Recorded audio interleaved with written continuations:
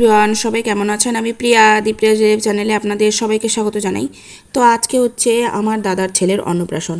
তো এখানে চলছে হচ্ছে রান্নাবান্না, কারণ আমাদের বাড়িগুলো সব মানে আমার জেঠির বাড়ি বা আমাদের বাড়ি সব হচ্ছে লাগোয়া, গায়ে লাগোয়া। তো এইখানে হচ্ছে রান্নাবান্নাগুলো। আর এটা হচ্ছে জেঠুদের ছাদ, যেখানে প্যান্ডেল করা হয়েছে, ওখানে খাওয়া দাওয়া হচ্ছিলো কালকে রাতেও, আজকেও হবে। আর এই হলো ফুলের গাছ, এত সুন্দর লাগছে, পরিষ্কার করে দিয়েছে চারদিকটা, তো ফুল গাছটা বেশ ফুটে উঠছে। আর আমার মা এখানে পুজো করছে, আর মিঠি আর আমি আমার মায়ের পেছন পেছন ঘুরছি। আর আমার মাসিও দাঁড়িয়ে আছে এখানটায়। মা আমাদের পুকুরে কারবার হয় আমার বাবার বাড়িতে, আপনারা জানেন, আমি আগেও বলেছি। তো ঠাকুরের থালা বাসনগুলো ধুতে মা পুকুরেই যায়, তারপর মন্দিরে ফুল টুল দিয়ে তারপর ঘরে যায়। তো আমি আর মিঠি সবসময় মানে প্রথম থেকে শেষ পর্যন্ত মায়ের পেছন পেছনেই ঘুরঘুর করি, বিশেষ করে মিঠি তো থাকবেই। তো আমরা তারপর চলে যাচ্ছি হচ্ছে আমার বাড়ি, কারণ আজকে রথ। আমাদের বাড়িতেও রয়েছে দুটো ঠাকুরের, মানে জগন্নাথ বলরাম সুভদ্রার দুটো মূর্তি ঠাকুর। তো এই জন্য দীপক আর আমি চলে যাচ্ছি হচ্ছে বাড়িতে পুজো করব। তো এখানে দাঁড়িয়েছি ফুল নিতে, আর দেখলাম রাস্তা তৈরি হচ্ছে। তো অনেক দিন থেকে এই রাস্তা তৈরি হয়েছে, প্রায় অনেকটা হয়ে গেছে, আর এই যে হচ্ছে এখনও কাজ চলছে। তো চলে এসেছি বাড়ি, এবার করছি পুজো। তো আমি করিনি, দীপক করছে, কারণ আমাদের ঠাকুরটা একটু ওপরে তোলা থাকে, তো পুজো আমার হাত পায় না, বিশেষ করে মালা ফালা দিতে তো হাতই পায় না। তো দীপক করছে পুজো। এই যে এই একটা ঠাকুর আর একটা ওইদিকে রয়েছে, আর এই দুটো ঠাকুরই আমাদের বাড়িতে গিফটেড ঠাকুর, মানে দুজনই এনে দিয়েছে পুরী থেকে। তো দুটো ঠাকুরই আমাদের রয়েছে। আমরা তাড়াতাড়ি করছি, কারণ ওখানে অন্নপ্রাশনের সব রিচুয়ালসগুলো শেষ হয়ে যাবে, দেখতে পাবো না, তো এই জন্যে। আর হয়ে গেছে, প্রায় পুজো হয়েই এসছে। এবার ধূপ জ্বালবে আর শাক বাজাবে, ব্যাস, দেন বেরিয়ে পড়বো, দিয়ে চলে যাবো।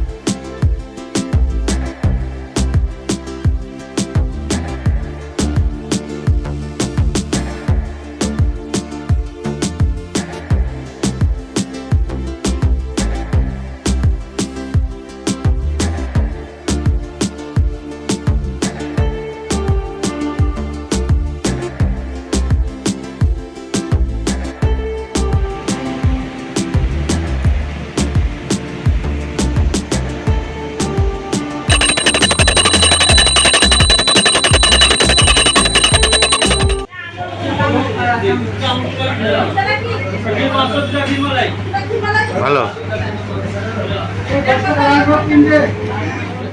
তো আমরা একটু ব্রেকফাস্ট করে চলে এলাম, আর এসেই আমি চলে এসেছি এখানে। তো ঠাকুর পুজো কালকে রাতে হয়ে গেছে, মানে কার্তিক ঠাকুরটা পুজো ওটা রাখা আছে, আর আজকে এসছে এই ঠাকুরগুলো। এই যে এই দিকের একদম সাইডের ঠাকুরটা হচ্ছে আমাদের বাড়ির ঠাকুর, মানে আমার ঠাকুমা দাদু যখন ছিলেন এই ঠাকুরটা আমাদের বাড়িতেই থাকতো, তারপরে একজনকে দিয়ে দেওয়া হয়েছে। তো সবগুলো ঠাকুরই ওনার। তো এসছেন, তার মধ্যে কাকরাজিৎ মহাপ্রভুও রয়েছে। আর এইখানে এই যে বাচ্চা ছেলেকে খাওয়ানো হচ্ছে প্রসাদ, মানে প্রসাদ মানে আজকে খাবে পায়েস, তারপর 7 দিন পর ওর মামার বাড়ি গিয়ে ভাত খাবে।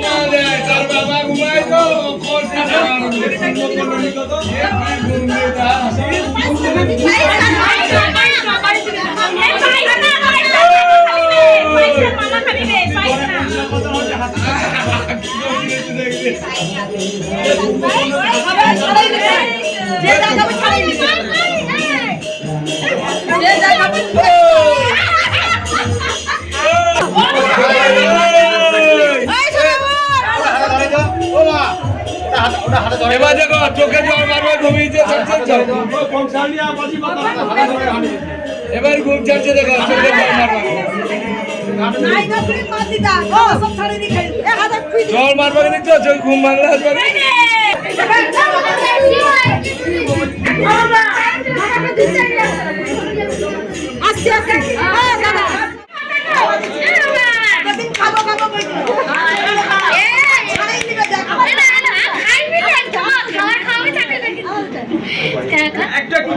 একটু বন্ধ করে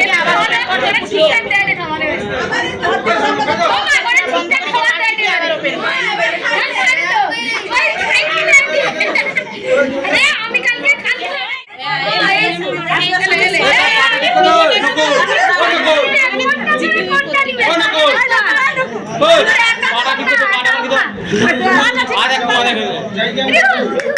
ওই কাপড় না পান আবার কিছু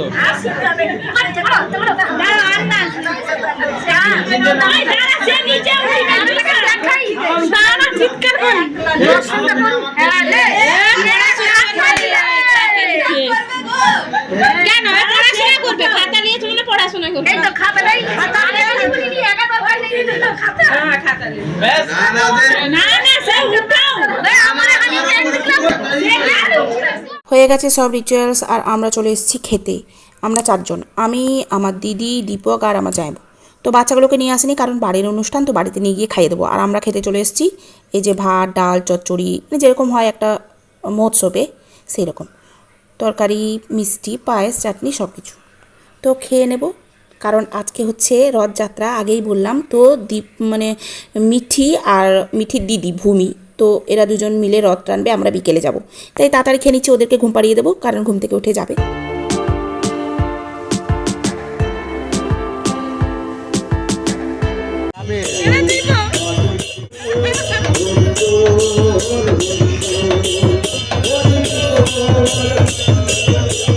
এই যে এখন বিকেল 5টা মতো বাজে, মিঠি আর মিঠির দিদি বেরিয়ে পড়েছে হচ্ছে রথ নিয়ে, মানে আমরাও আছি।